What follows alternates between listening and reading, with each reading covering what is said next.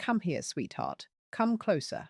Pull that blanket right up under your chin and let Grandma settle into this old rocking chair. You hear that wind outside?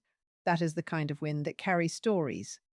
And tonight, Grandma has one that has been sitting on her heart like a heavy stone, a story she has been waiting to tell you. But I need to warn you about something before we begin. This is not a simple story. This is a story with a secret hidden inside it, and the secret does not arrive until the very end. You are going to think you know what happens. You are going to think you have figured it out. But Grandma promises you what is coming. You will never see it coming. Not the way it arrives, not the way it lands, and definitely not the way it changes everything. Now, before we start, let me ask you something. Have you ever been left out? Have you ever stood on the outside of a circle and watched everyone laughing and playing while you held your hands behind your back, pretending you did not care? Have you ever smiled while your chest hurt? Hold that feeling, dear one. Hold it gently, because the little girl in our story knows that feeling better than anyone. Her name is Sienna. She is 12 years old, and she has the kind of heart that bruises when you touch it too roughly. But what her family does not know is that Sienna's mother has a heart too, a different kind, the kind that catches fire when you push it too far, and someone is about to push it much too far. Oh, and one more thing before Grandma begins. You know that little button shaped like a heart, the one that glows when you tap it. If Grandma's story makes you feel something tonight, anything at all, you tap that button. You join Grandma's family. Because every time a new listener joins our fireside circle, Grandma's heart grows a little bigger, and old hearts need all the growing they can get. Now then, lean in, listen close, and whatever you do, do not look away. It started at a dinner table. Most family disasters do. Nobody ever sees it coming because it arrives wearing the disguise of a normal evening: cloth napkins, warm food, polite smiles, everyone pretending the room does not have a draft that has been there for 20 years. The dinner was at Nora's parents' house, 3 days before her mother's big birthday. The milestone. The one with speeches and fancy invitations and the kind of cake that looks beautiful but nobody actually enjoys eating. The dining table had been set like a photograph in a magazine written by people who have clearly never shared a meal with actual children. Candles flickered in the center, cloth napkins sat folded like little soldiers, and there was a centerpiece made of fresh flowers that seemed to know it would not survive the evening. Nora's mother, let us call her Margaret, sat at the head of the table the way a queen sits on a throne she believes she earned. Nora's father hovered behind her, quiet, careful, the kind of man who had spent his entire life keeping one woman calm and calling it a career. Across the table sat Nora's younger sister Katie, settled into her chair like the furniture had been built around her. Katie's husband Nick sat beside her, smiling the empty smile of a man who had learned that silence was safer than honesty. And their 3 children, Elliot, who was 13, and already perfecting the art of looking bored, Ruby, who was 9, with sharp little eyes that missed nothing, and Nico, who was 5, and quietly dismantling something under the table that nobody had noticed yet. Nora sat beside her husband Ben. Ben is the kind of man who believes every problem has a peaceful solution. He believes in deep breaths and calm conversations and giving people the benefit of the doubt. Nora loves him for this. But Nora herself believes in evidence. She believes in patterns, and she had seen enough patterns in this family to fill a library with volumes nobody would want to read. And across from Nora sat Sienna, 12 years old, soft-hearted, observant, the kind of child who watches adults the way a bird watches the sky for storms. She had been quiet all through dinner, picking at her food in that cautious way children do when they can feel something wrong but cannot name it yet. Something in the air felt different tonight, but nobody was saying what it was. Not yet. Margaret was talking about the party. Of course she was. She had been talking about the party for weeks, the way some people talk about the weather, constantly and without invitation. The venue is perfect, she said, leaning back with the confidence of someone who had spent 3 hours on the internet and now considered herself an event planner. The cake is going to be elegant. None of that childish nonsense. Katie laughed and said, "Mom, it is your birthday. You can have whatever you want." And Nora chewed her food and tried to stay neutral. Neutral is a skill she learned young. It is like sitting on a 3-legged chair and pretending you are comfortable. You can do it, but your body never forgets the effort. Then Margaret started talking about decorations and dress codes, and that is when Sienna leaned forward. Just a little. Just enough. Her eyes brightened for the first time all evening, and she asked the kind of question that breaks Grandma's heart to remember. What should I wear? It was so innocent, so hopeful. It was the question of a child who wants to belong, who wants to show up correctly, who is asking for the rules so she can follow them perfectly and earn her place at the table. Nora smiled at her daughter and said, "Something you feel good in. We will figure it out." But Margaret did not look at Sienna. She did not even glance in her direction.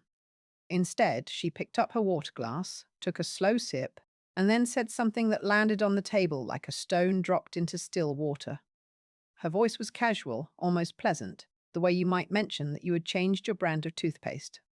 "Oh, your daughter is not invited to my birthday. Now, dear ones, Grandma needs to pause here, because what happened next is the kind of moment that changes a story." Sienna's face did something that you never want to see a child's face do. It stopped, not crying, not angry, not confused, just stopped. The light went out of her eyes like a candle pinched between two fingers. She froze, her fork halfway to her mouth, and slowly, so slowly, she lowered it back to her plate and stared down at the food as if she could disappear into it. And here is the part that makes Grandma's blood run cold. Everyone else kept eating. Forks scraped plates. Katie glanced at her own children as if she were already deciding what they would wear to the party. Nick stared at his water glass. Nora's father cleared his throat, said nothing, and took another bite. Ben's hand tightened on his fork, but he did not speak. The whole family moved forward as if nothing had happened, as if a 12-year-old girl had not just been told she was unwanted while sitting 3 feet away. But Nora did not keep eating. Nora set her fork down, with a sound so quiet it was almost a whisper. And she asked, in a voice that was much too calm, "What do you mean?" Margaret smiled. Not a real smile, the kind of smile that belongs inside a frame. She said, "I just thought it should be adults only. It is my special day. She will not fit in. Adults only." 3 syllables that sounded reasonable. 3 syllables that sounded fair. But Grandma wants you to look around that table with me because something does not add up. Do you see Elliot, 13, slumped in his chair? Do you see Ruby, 9, picking bread apart with her fingers? Do you see Nico, 5 years old, probably building a fort under the table with dinner rolls? Those are children. Those are very much not adults. So how could this rule be real? Nora asked the very same thing. "So Katie's kids are not coming either," she said carefully, "the way you handle something made of glass." Margaret waved a hand like Nora was being ridiculous. "Oh no," she said. "We had to make an exception for them." An exception. There it was. The word that changed everything. Because that word did not mean what it sounded like. That word meant some grandchildren are special and one is not. That word meant we made room for them, but not for her. That word meant your daughter is different, and different did not mean unique. It meant less. Nora pressed further, because Nora was not the kind of woman to let something like this hide behind a smile. She asked, "Why are they different?" And Margaret tilted her head the way people do when they are about to say something unfair and pretend it is wisdom. "You will understand," she said. "They are different." Different. The word people use when they do not want to say favored out loud. Now here is where the story bends, little ones, and Grandma wants you to pay very close attention, because what Sienna did next is the thing that will haunt you. She did not cry, she did not argue, she did not push her chair back or stomp her feet or shout that it was unfair. She did the saddest thing a child can do. She accepted it. She sat quietly in her chair, staring at her plate, her hands folded in her lap, her body perfectly still, as if she had been told she did not matter, and she believed it, as if this was not the first time. Something inside Nora went cold. Not angry cold, the other kind, the kind that is calm and clear and absolutely certain. She set her fork down with a gentleness that surprised even her and said, "We are leaving." Margaret's head snapped up. "Excuse me?" Nora did not raise her voice. She did not tremble. She said, "If my daughter is not welcome, neither are we." Margaret rolled her eyes the way a teenager does when they have been caught and do not want to admit it. "You are being dramatic," she said, and Nora's father finally spoke, but all he said was her name. Just her name, quiet, powerless, a word that meant, please do not make this harder for me. Katie said, it is just a party, Nora. Just a party, Nora. As if it was small, as if a child being excluded from her own grandmother's celebration was a minor inconvenience like a traffic jam or a delayed package. But Nora was already standing. Ben stood with her, silent, steady, the kind of loyalty that does not need words. Sienna pushed her chair back slowly, moving like she had finally been given permission to breathe. And without a speech, without a fight, without waiting for anyone's approval, Nora gathered her daughter and walked out. Behind them, Margaret muttered something that Nora had heard 1,000 times before. Drama queen, as always. It landed like a slap that used to sting but now just left a mark. In the car, the silence had weight. You know the kind, dear ones, the kind that fills the space between people like water, pressing against everything. Ben started the engine. His hands were steady. He did not look at Nora like she was wrong. He did not look at her like she was right. He looked at the road because the road was the only honest thing in front of him. Sienna sat in the back seat, staring out the window at the passing lights, her reflection a pale ghost in the glass. Halfway home, Ben spoke softly. The kind of soft that comes when someone is trying to hold a bridge together with their voice. Maybe she really is doing adults only, he said. Maybe it is just a rule. Nora laughed once. It was the kind of laugh that has no joy in it. It is not a rule if it only applies to us, she said. There were exceptions for them, not for our kid. Ben exhaled. He did not argue after that because he understood. He always understood eventually. And then came the question. Small.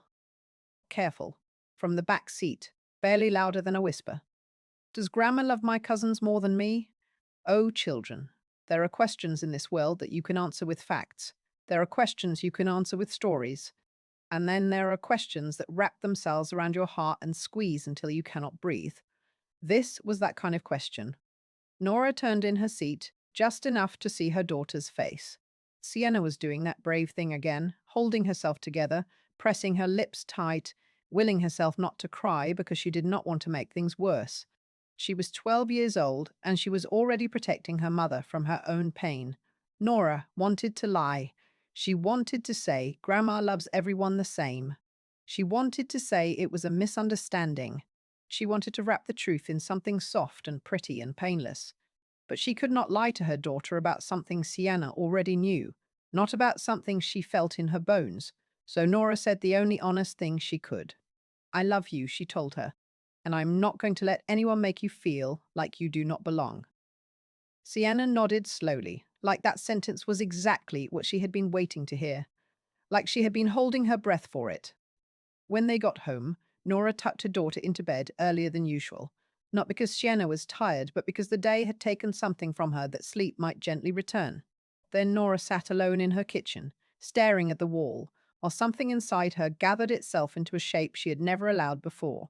Sharp, clear, final. And what she did next? Well, that is the part nobody expected. Not her mother, not her father, not her sister, not a single person in that family saw it coming, but before Grandma tells you what Nora did, she needs to take you back in time, because this story did not start at that dinner table. It started years ago in a house where rules were the favorite weapon and love was a reward you had to earn. Nora grew up 2 years older than Katie. 2 years. That is nothing. That is the difference between learning to tie your shoes and still using Velcro. But in their family, those 2 years were stretched or shrunk, depending on what their mother needed. When Nora was 9 and Katie was 7, Katie was just a baby. When Nora was 13 and Katie was 11, Katie was too sensitive. When Nora was 16 and Katie was 14, it was do not be hard on her. And when Nora became an adult, the rule was simple. You can handle it. There was always a rule. Rules were Margaret's favorite tool. They looked fair from the outside. They sounded reasonable when you said them out loud. And they gave Margaret the comfort of always being right. The only problem was that rules were mostly for Nora. One memory stands out like a bruise that never fully healed. Katie's 8th birthday party. Margaret had taped a sign to the living room doorway, handwritten, neat, final. Party games for kids up to 10. Nora had just turned 10. 2 months earlier, she was still a child. She still wanted to play. But before the first game started, Margaret pulled her aside. "You are too old to participate," she said, voice gentle. The kind of gentle that sounds like kindness but is actually a door closing. "You will not fit in." Nora blinked. "Mum, I just turned 10. Margaret smiled. "Rules are rules." Then she handed Nora a stack of paper plates. "You can help." So Nora worked the party. She inflated balloons until her cheeks ached. She carried cups of juice to children who did not thank her. She wiped spills off the floor while laughter swelled around her like music she was not allowed to dance to. And then she saw them. Mark, who was 11, Tessa, who was 10 and a half, both of them sitting in the game circle, playing, laughing, belonging. They were the children of Margaret's friend Linda. They were older than the age limit. They were included anyway. Nora stared at the sign, then at them, then back at the sign. She whispered to her mother, "Are they not older than the limit?" Margaret did not even pause. "Oh, they are a special case. A special case." The phrase that meant the rules were real, except when they were not. The phrase that meant you are excluded, but do not ask why, because the answer will only hurt you more. Nora watched them play. She watched them belong. And she realized something that day, something small and sharp and permanent. Rules were rules until her mother decided they were not, and that decision never went in Nora's favor. That pattern followed them everywhere, dear ones, like a shadow that grows longer as the day goes on. When Nora had a school award, Margaret sighed and said they could not all go. It was too much trouble. Do not make a big deal. But when Katie had a school event, suddenly the calendar cleared like magic. There were photos and special dinners and relatives gathered to celebrate. Nora learned to celebrate quietly. She learned to keep her joy small enough that it would not inconvenience anyone. She learned how to look grateful for scraps of attention and call it love. By the time she became a mother herself, she told herself she was over it. She told herself the past did not matter. She told herself she had healed. Then Katie had children and Nora watched the entire system find new players. Katie and Nick had 3 children. Nora and Ben had 1. And somehow, 3 was always more important than 1. The cousins, Elliot, Ruby, and Nico, were treated like a set, the default grandchildren, the ones who belonged automatically. They got sleepovers at Grandma's house. They got special outings and movie nights and surprise gifts. And sometimes Sienna was included. But even when she was, it felt like she was visiting someone else's life, like she was a guest in her own family. If Nora asked why Sienna was not invited to something, Margaret would wave her hand and say, "They are siblings. Of course they do things together." As if being a cousin made Sienna automatically less connected. As if being Nora's daughter made her somehow optional. Sienna never complained. She pretended she did not care. But Nora watched her daughter come home quieter after family gatherings. She watched Sienna hesitate before asking if she was invited to things, as if she already knew the answer and was preparing herself for the no. She watched her child learn to expect less. And that is the thing that a mother's heart cannot survive. Then came the money. And this is where the story gets its teeth, children. Pay attention to this part, because it changes everything you think you know. At some point, Nora's parents started needing financial help. It started small. 1 bill, 1 repair, 1 tight month. Margaret framed it as fairness. "Both of you should contribute equally," she told Nora and Katie. "It is only right." So Nora agreed because she had been trained her whole life to be reasonable. Then the exception arrived, right on schedule, wearing its same old disguise. Katie could not contribute equally because she had 3 children. Money was tight. Life was hard. Margaret said it like it was gravity, like it was a law of nature that could not be questioned. And Nora had 1 child, which apparently meant she had extra. Without anyone naming it out loud, the balance shifted. Katie's share shrank, Nora's grew, and eventually Nora was covering most of the burden alone. Then the mortgage became a crisis. Margaret swore it was temporary. "Just until we get back on our feet," she said. So Nora agreed to pay half, 1950 a month. That temporary arrangement lasted 5 years. 5 years of payments, 5 years of silence, 5 years of everyone pretending this was normal. And when Margaret's milestone birthday approached, The family opened a shared account for party expenses, communal, fair, practical. Except most of the money in that account was Nora's. Katie and Margaret planned everything together, picked the venue, chose the decorations, booked the catering. They used the card linked to that account as if it was simply there for them, as if Nora's role in this family had been decided long ago. She was the one who funded, she was not the one who belonged. Nora kept telling herself it was not worth a fight. She kept swallowing. She kept writing checks and setting up payments, and watching her money disappear into a family that treated her daughter like an afterthought. And then Sienna asked what she should wear to the birthday party, and Margaret said, "Your daughter is not invited." That is when Nora stopped swallowing. That is when the years of quiet patience reached their limit, and something inside her finally broke open. The morning after that dinner, Nora woke up and felt something she had not felt in years. Peace, not the gentle kind. Not the warm, sleepy kind, the hard kind, the kind that comes when you finally make a decision and the war inside your head goes silent. Ben was in the kitchen making coffee. He looked at her the way he always did when he sensed a shift. Nora said it simply, "We're not going." Ben set his mug down carefully. "Not going where?" "My mother's birthday," Nora said. "None of us." Ben did not argue. He asked, "Are you sure? It is her big birthday." Nora nodded. "If Sienna is not welcome, neither are we." Sienna came into the kitchen, rubbing her eyes, still carrying yesterday's sadness in the slope of her shoulders. Nora told her they were not going. Sienna's shoulders dropped, not in disappointment, in relief. "Oh," she said quietly. "Okay, and Grandma wants you to notice something because this is important. Relief on a child does not always look like happiness. Sometimes it looks like a body finally unclenching. Sometimes it looks like a held breath finally being released. That is what Nora saw on her daughter's face, and it made her resolve turn to steel. Then Nora opened her banking app. She did not cry, she did not shout. She did not draft angry messages in her head. She simply acted. First, the standing order labeled mortgage help. $950 a month. She pressed cancel. Second, family support. $300 a month. Cancel. Third, utilities top up. $120 a month. Cancel. 3 clicks. 3 small sounds. 5 years of pressure and obligation and guilt, undone in 30 seconds and a fingerprint scan. She stared at the screen and thought, this is why they liked the arrangement. It required nothing from them except my compliance, and I just stopped compliance. And I just stopped complying. But she was not finished. There was still the party account, the shared fund, the card that everyone used but only Nora fed.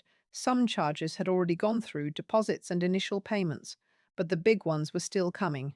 The venue's final balance, the catering, the things that arrive right before an event like a wave you cannot stop. Margaret had assumed that card would keep working. She had assumed, as she always did, that Nora would keep funding and enduring and asking for nothing in return. Nora froze the card, blocked it, disabled it. However the app wanted to phrase it, the result was the same. Any attempt to charge it would bounce. Then she opened the account balance. €4,800. Her contributions, 4,200. She transferred her money back to herself, quietly, without a note, without a warning, like picking up something that had always belonged to her and carrying it home. If her daughter was not welcome, her money was not welcome either. Now came the gift, dear ones, and Grandma needs you to lean in very close for this part, because this is the moment the whole story turns. Nora bought a simple box. She wrapped it neatly. Nothing flashy. Nothing that screamed revenge or anger or look what you made me do. It looked like a perfectly normal birthday gift from a perfectly normal daughter.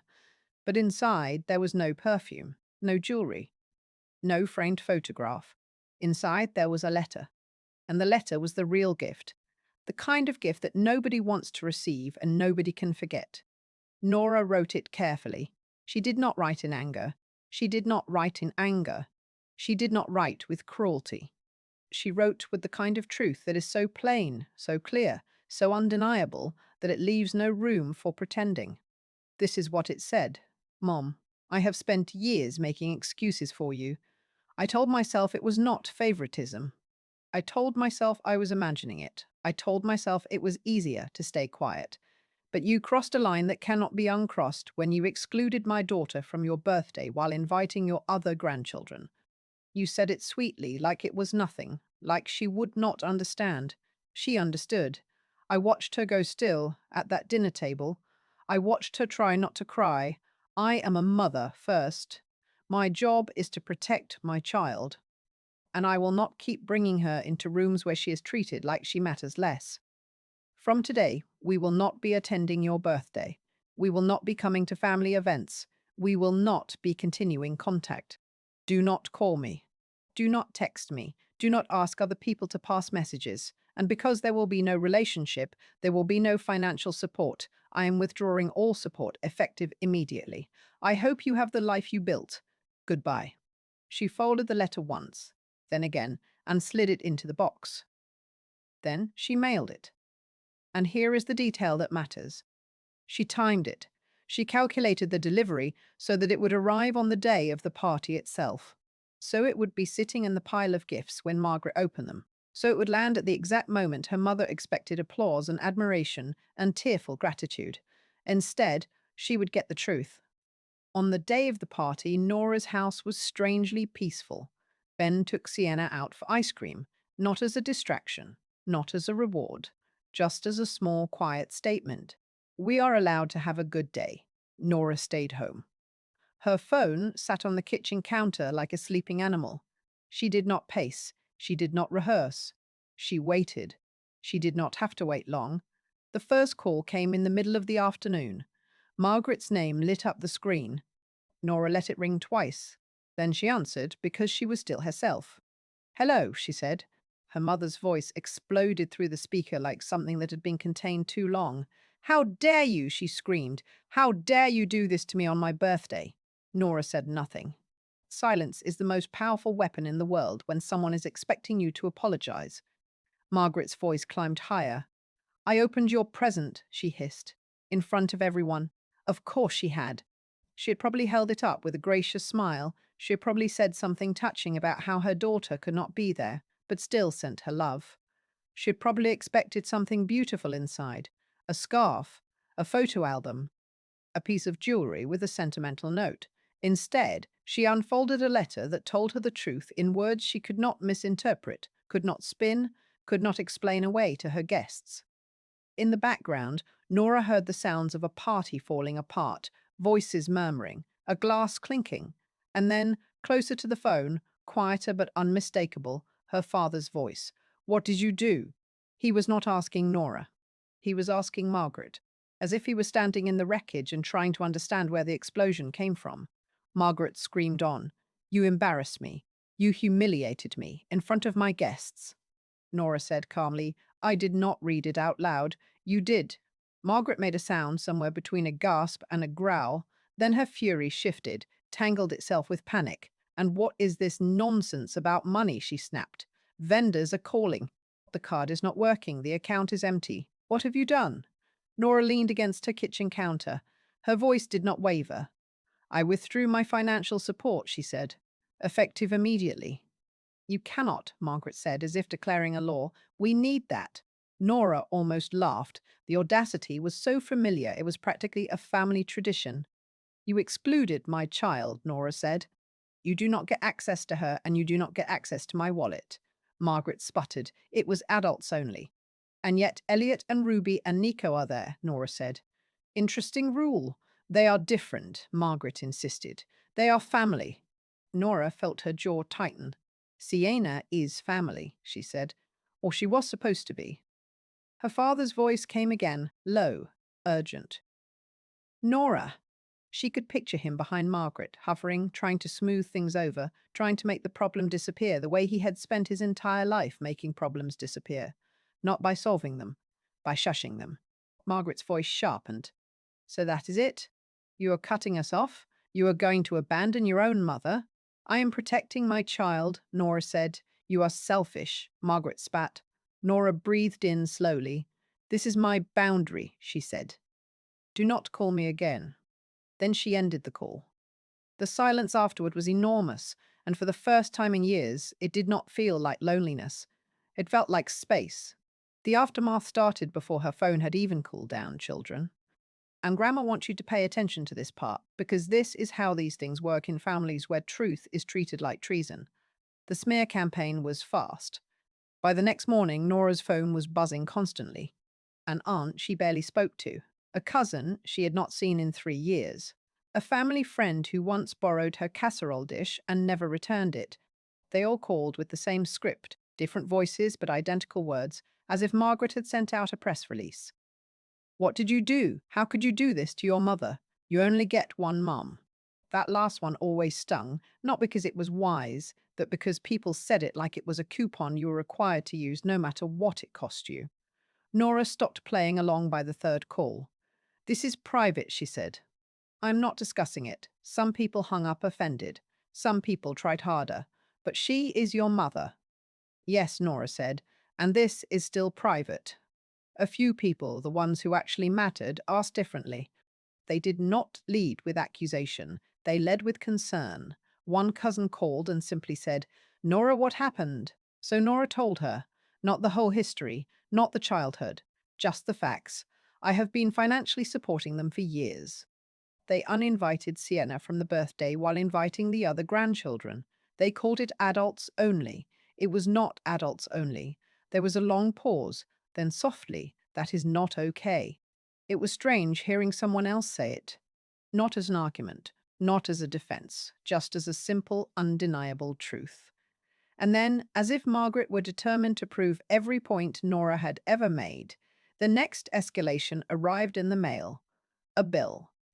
A real one, printed on official letterhead with payment terms and line items. €2,360 for the birthday venue. Room rental, staffing, bar deposit, late guest count adjustment. And at the bottom, under responsible party and billing contact, Nora's name, Nora's phone number, Nora's email address. Someone had put her name on a contract she had never signed. Nora stared at it for a full minute. Then she called the venue, calm and clear. I did not sign this, she said. I did not authorize this. I am not paying this. The person on the other end paused. Your name is on the contract, she said. Then someone put it there without my consent, Nora replied. You need to pursue the actual organizer. There was a silence, then the sound of paperwork being shuffled. I will make a note, the woman said. Please do, Nora said. And please remove my information from this account. When she hung up, she felt a grim satisfaction, not joy, not victory, just the clean, hard feeling of finally refusing to carry someone else's choices on her back. That afternoon, the pounding started. Not a polite knock, not a doorbell. Fists hammering against the front door hard enough to rattle the frame. Ben looked up from the kitchen. Sienna was doing homework at the table. She froze at the sound, her pencil stopping mid-word, her body going still in that same awful way it had at the dinner table. Nora hated that. She hated that her daughter's body had learned to freeze as a response to her own family. Go to your room, she told Sienna gently. Put your headphones on. Sienna hesitated. Is it Grandma? Nora did not lie. Yes, she said, but you are safe. Go. Sienna nodded and disappeared down the hall, quiet as a shadow. Nora opened the door. There they stood. Margaret in front, face tight with outrage. Nora's father behind her, wilting. Katie beside them, jaw set like she had come to win a war. Nick slightly behind everyone, looking like a man who desperately wanted to be somewhere, anywhere else. Margaret shoved words at Nora like she could force them through the doorway. Can you at least pay for the birthday? Do you know what you did? We were already in debt. We cannot pay anything. How are we supposed to manage? Nora blinked once. You are asking me to pay for a party I was not welcome at. Her father tried to soften things. Nora, just help us get through this. Margaret cut him off. You have money. You always have money. Nora almost smiled. Yes, she said. I have money because I work. Because Ben works. Because we budget. And until last week I was paying your bills. Katie stepped forward. This is unfair, she announced. We have 3 children. Nora looked at her sister. And that means what? She asked. That I finance your life because you had more kids than I did? Katie's eyes flashed. You were acting like we did something wrong. Nora laughed quietly. You mean besides excluding my daughter from her grandmother's birthday and pretending it was a rule? Margaret snapped. It was adults only. Nora leaned against the doorframe and stopped pretending. Stop, she said. You do not treat me like a daughter. You do not treat Sienna like a granddaughter. And you still want my money. Her father's face pinched. That is not fair. It is accurate, Nora replied. Margaret's voice rose. Family helps family. Nora nodded slowly.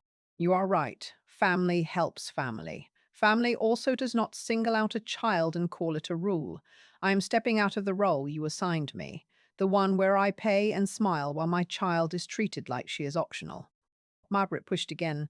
So you are really doing this? You are cutting us off? Yes, Nora said.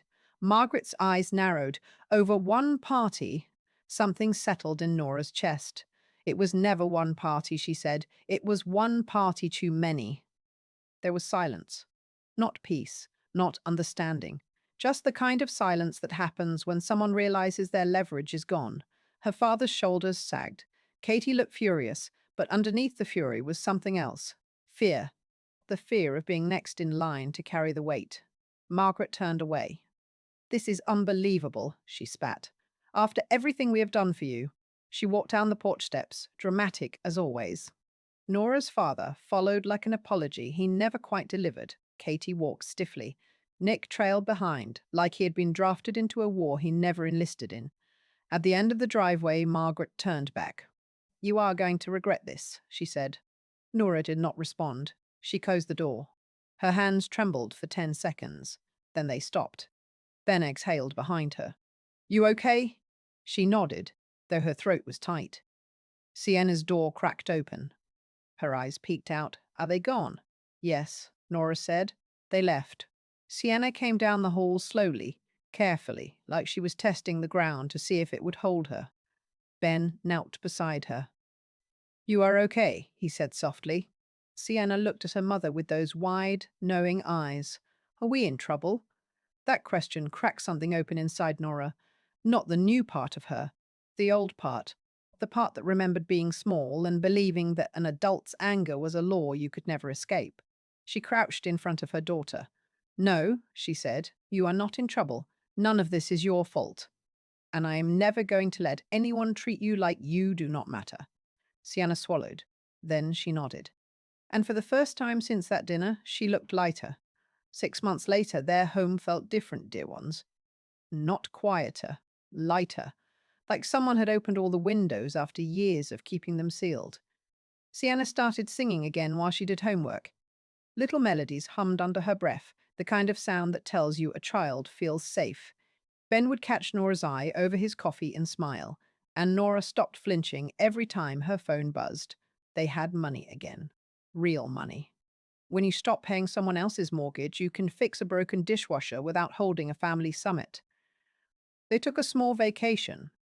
They bought new curtains. They breathed. The guilt attempts still came, of course. Relatives checking in, family friends pretending they were not taking sides, while absolutely taking sides. Nora kept her replies short. Sometimes she did not reply at all. Through the grapevine, she heard the part that mattered. Her parents adjusted. They downsized their home. Margaret picked up part-time work. Katie got a proper job. They survived. They always could have. They just preferred not to, as long as Nora was available to carry the weight. A full year passed with no contact. 12 months of silence. 12 months of peace. Then one ordinary afternoon, Nora's phone rang. She looked at the screen. Katie. Sienna was out with a friend. Good. Nora answered. Hey, Katie said. Her voice did not sound brave or angry or rehearsed. It just sounded tired. Mom has been a lot, she said. Nora let the silence do its work. She's been asking me for help, Katie admitted. Money, time, everything. Then, quieter, everything. Then, quieter. And I did not realize how much you were doing. Not really. Nora leaned back in her chair. And the birthday, she asked. Katie hesitated. Yeah, she said. I get it now. What she said about Sienna, it was not right. It did not erase anything. It did not fix the years of imbalance. It did not undo the childhood or the rules or the favoritism or the way Sienna's face went still at that dinner table. but it was something. It was the closest thing to accountability their family had ever produced. I am not calling to pull you back in, Katie added quickly. I just wanted you to know. Okay, Nora said. And for the first time in their lives, okay was enough. When she hung up, Ben looked over from the couch. How do you feel? Nora did not need to think about it. Steady, she said, because her home was calm. Her daughter was safe. Her life no longer depended on earning love from people who treated Sienna like an exception. She had stopped sitting on a three-legged chair and pretending it was comfortable. She had built her own chair, and it held. Now, children. The fire has burned low and the embers are glowing soft and orange.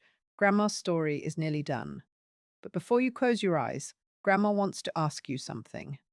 Not just the little ones, the grown-ups too, the ones listening while pretending they're checking their phones. What would you have done? Would you have stayed quiet? Would you have kept paying, kept smiling, kept bringing your child into rooms where she was treated like she mattered less? Or would you have done what Nora did? Would you have drawn the line and said, this far and no further?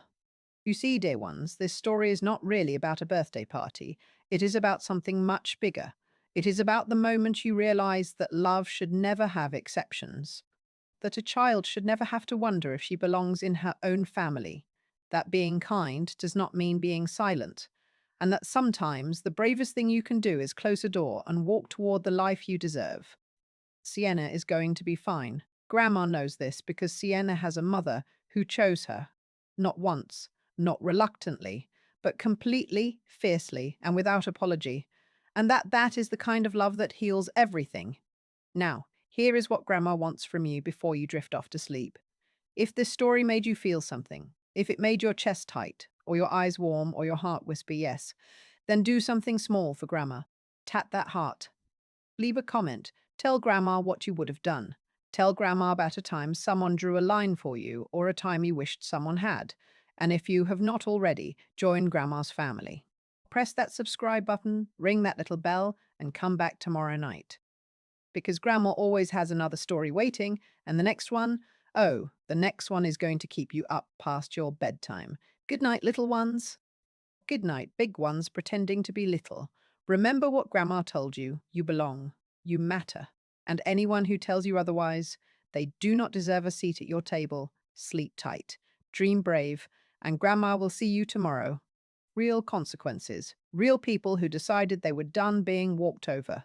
Click on one of those right now. You won't regret it. Thanks for listening.